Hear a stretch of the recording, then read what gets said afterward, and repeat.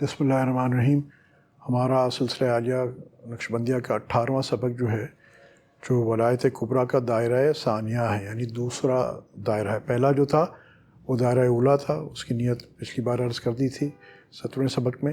آج 18ویں سبق میں مختصر تقریباً اسی قسم کی نیت ہے، مگر صرف یہاں جس آیت کا استحضار تھا اب وہ بدل گئی ہے۔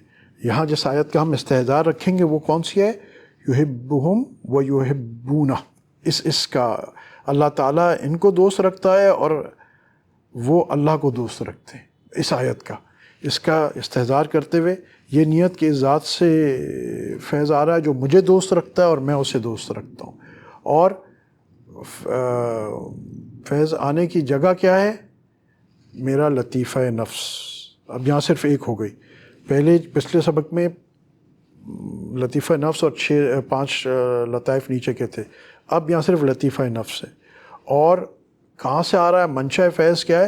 ولایت کبریٰ کا دائرہ ثانیہ، دوسرا دائرہ، یعنی جو ولایت کبریٰ کا دوسرا دائرہ وہ آنے کی جگہ ہے، اور آ کہا رہا ہے میرے لطیفہ نفس پہ۔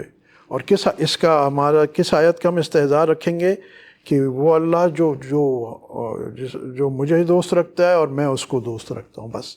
اور وہی نیت کہ فیض آ رہا ہے اور میں اس کے لیے منتظر ہوں۔